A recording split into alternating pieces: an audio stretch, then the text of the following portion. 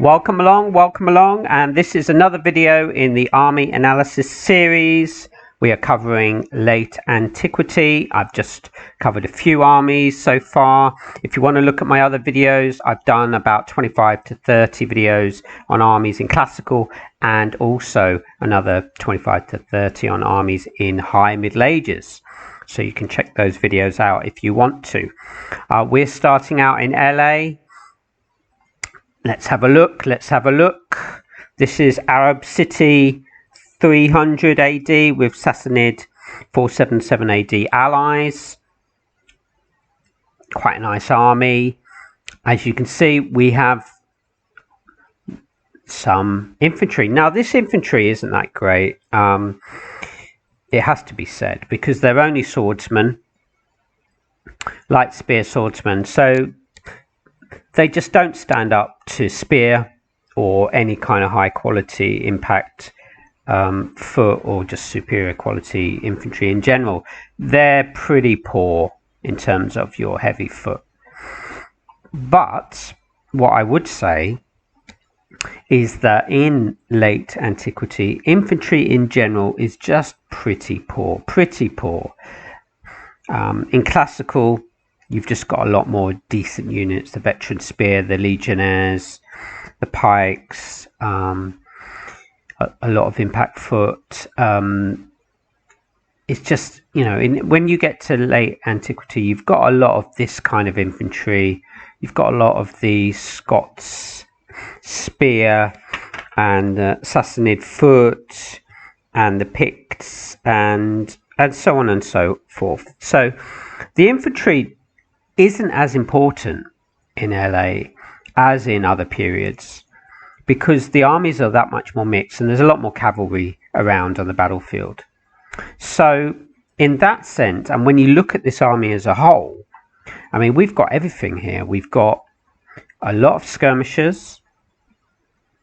Got about 9 skirmishers. I've got my cheaper end ones at 24 points, so I always like, and then I've got some archers. So a decent amount of skirmishers. We've got massed archers, 5 of them. You don't get access to that many in quite a few lists, so that's a bonus. We've got a lot of the Bedu Cav, which I'm going to talk about a little bit later. Great value for money troops. We've even got 2 elephants. We've got cataphracts. We've got camels. We've got expert armored horse archers. So we've got a really well balanced army. And this is one of the advantages of this list. Not so much the quality of a lot of the units, but the balance and the variety of units, the flexibility you have. You know, you can bring 2 elephants, which would be fantastic against a lot of infantry in late antiquity, because there isn't any pikes, very few, if any. Spear, not as many as in classical. So elephants are actually going to do a lot better as well against a lot of the cavalry horse heavy armies. Elephants are great. So elephants are fantastic in LA. So that's a big bonus. All this cav supporting.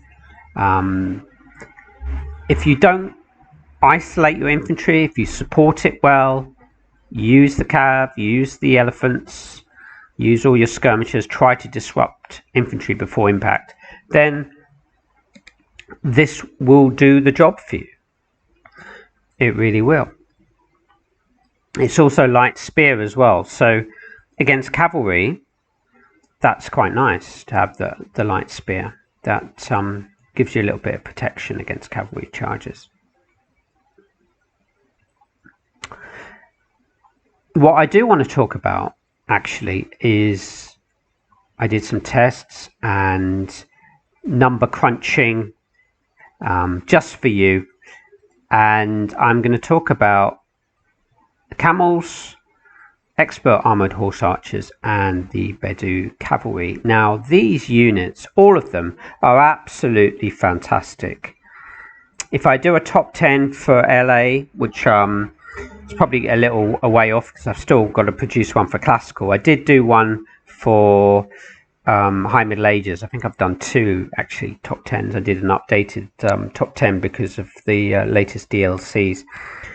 But if I do get around to late antiquity, then probably all of these units are going to make it, because they are just fantastic. Fantastic. Should we start with camels? Let's go with camels. Now, camels, you don't see them so much in LA.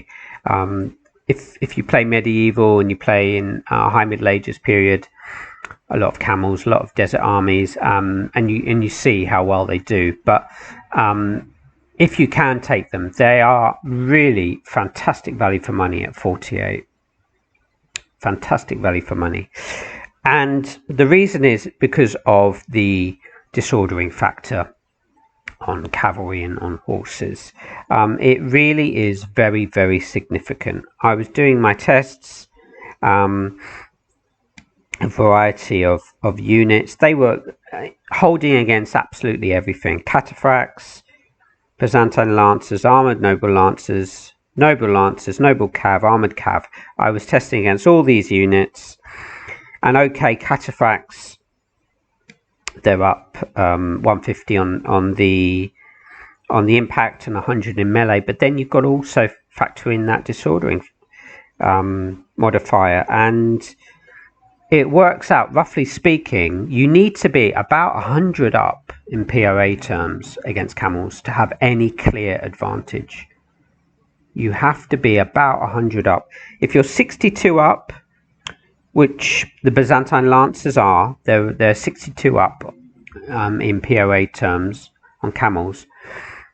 That equates to a roughly about 19%. So they're 19% up on camels. But then the disordering modifier is 22%. So Byzantine Lancers are actually at a disadvantage. It's roughly 3% they're down on camels, which is pretty awesome. Byzantine Lancers are 54.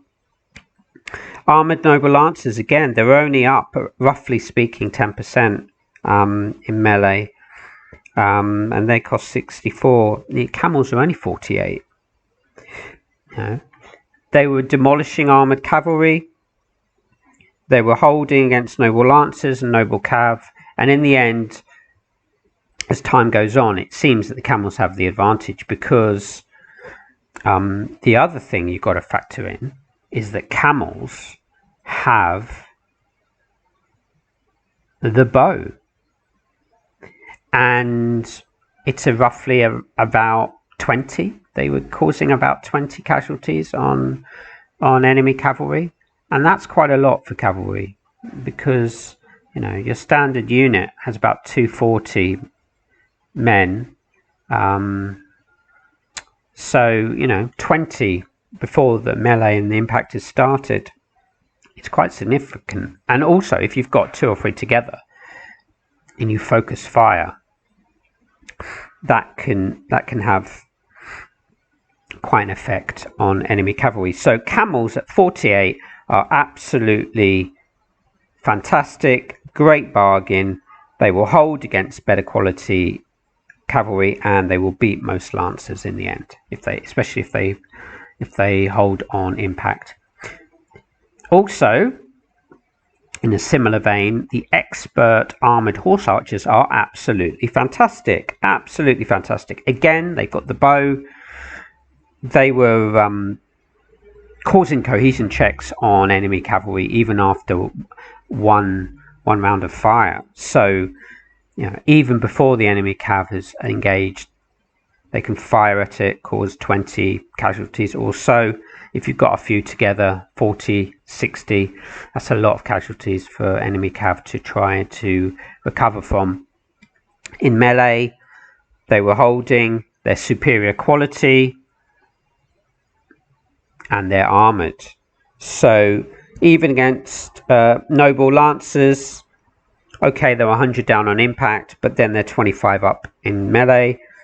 Noble cav, they're 50 down, and then they're 25 up in melee. So They do very, very well against most cav. They're evens against armoured noble lancers in melee. And they're just at 100 down on impact. But a lot of the time, in my tests anyway, they were holding on impact. And they were absolutely demolishing enemy cavalry, even holding against cataphracts. So they are fantastic, because they're only 50 down in melee against cataphracts, in fact. So they're fantastic units. Also, another fantastic unit, the Bedu Cav, and I've taken loads out, and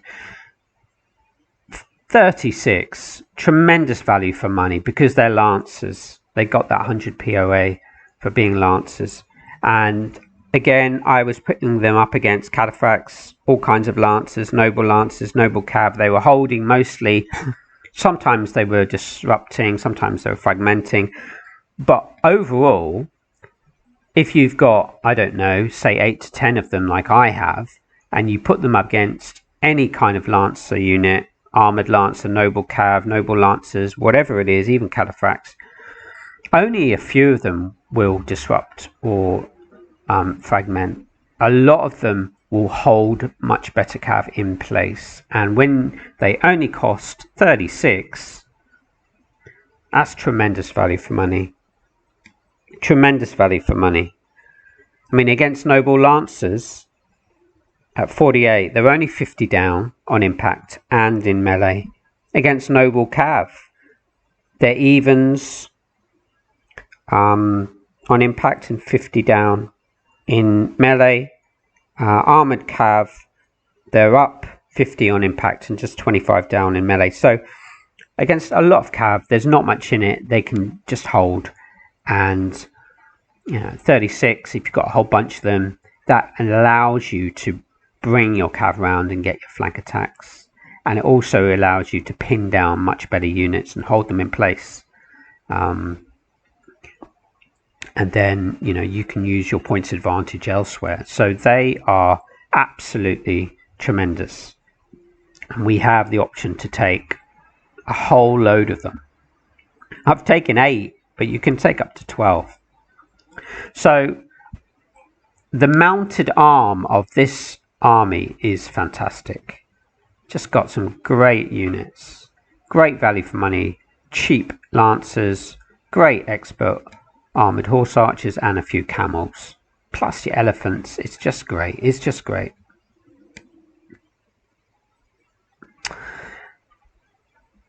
The massed archers are great. I mean, actually, I think, especially, I've mainly played in classical. That was my favourite period.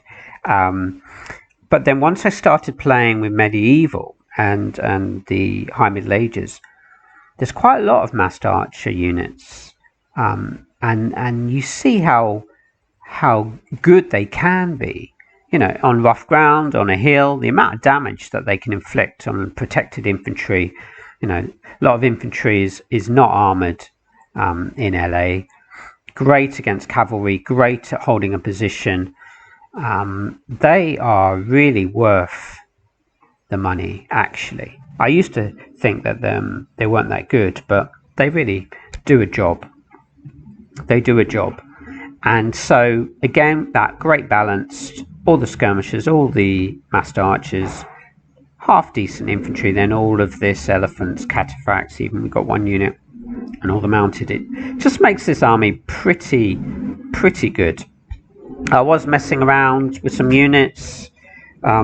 Say we didn't need as many massed archers. Let's take out 3 of them. You could add, if you wanted, 3 more infantry units. So if you felt like you were going up against, I don't know, an infantry heavy army or something like that, you needed extra infantry, you can do it. That takes us to 13 infantry, which is a good size. And I've still got 2 massed archers there. If we take them out, you could take maybe another expert armoured horse archer. and you could take out another Lancer unit. You needed more cav, you can do it. I mean, that's great. You know, you've got, when you look at the options, there's options to take armoured noble lancers, armoured horse archers, a few more expert armoured horse archers, you know, even the Bedu Cav you can take up to 12. So there's a lot of flexibility there, a lot of flexibility. Also with the infantry, look, up to another 15 there. So a lot of flexibility, and that has to be one of the absolute plus points of this army. You know, you can change your build according to who you are playing, and there's not so many armies that has so much flexibility. So this is why you know, when I looked, actually the win rate, it is the best so far. I keep saying that every time I look at a new army, it seems the win rate seems to go up. This is 58%, which is really pretty high. If you followed my videos, you know what I always say, that you know the army lists and the win percentages, this includes, is from league play. This is including all players, the good, the bad, and the indifferent.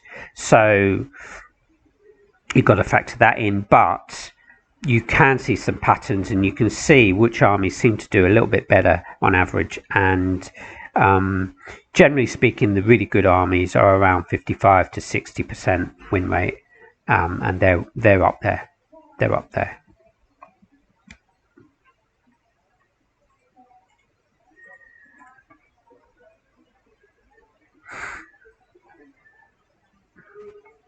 What am I going to give this? You know, as I'm talking and going through it with you, I think I'm going to go A. I do worry, and we have to say this, that this kind of army, it could all go horribly wrong if you don't know what you're doing, because this infantry is not that great. So if you get, you know, up against some decent infantry, enemy infantry, it could really wipe you out pretty quick. So you have to play clever. You've got to make sure you use your cavalry advantage. You've got to make sure that your elephants are helping you out. Maybe you can put some generals in some of this infantry to help you as well. Protect your infantry. Try and get those disruptions with all your skirmishers and the massed archers, and then go in. So maybe for beginners, players new to multiplayer, it might be a little bit tricky to use this army, because I always think that for new players it's better to have armies with decent infantry. It's just easier to use. But in this particular period, in late antiquity, as I keep saying, there's not that many armies that have a lot of good infantry units. So something to bear in mind. But yeah, I think I'm going to give it about an A. About an A. It would be nice to have the cheaper lancers, even though we've got the ultra cheap ones. I mean, the noble lancers. We don't have any noble lancers, but you know, with so many of the Bedu Cav protected lancers, you can't really complain. It would be nice to have even a couple of units of decent infantry, but again, with elephants, with even I've got a cataphract here, you can almost use it as an infantry support perhaps. A lot of players don't put cataphracts on the flanks because they're so slow, so just almost use them as mounted infantry. This could really help you out. We are maxed on the cataphracts, but yeah, I mean, every unit of that kind is going to help you. So there's a lot going for you in this army. If you played against this army, please let us know. There's a couple of people I know have played with Arab cities, so I'm going to get them to maybe have a look at this video and maybe make their own comments. I haven't played with this army in the league. I haven't played against it, so you know, do let us know. I might have missed something. Maybe you would have a different build. So you know, do share your opinions. I'm not saying I'm absolutely completely knowledgeable about this list, but I've just got some ideas that I'm sharing. So yeah, about an A from me. A really good army, well balanced. You've got your skirmishers, got infantry, elephants, decent cav, a whole load of light lancers that's going to do damage. This is, I'm not setting up to play, I'm just setting up to show you the units. So if I was setting up to play, I'd probably have a load of lancers over here as well. But yeah, a good army. That's about it. Thanks a lot for watching, and see you again soon.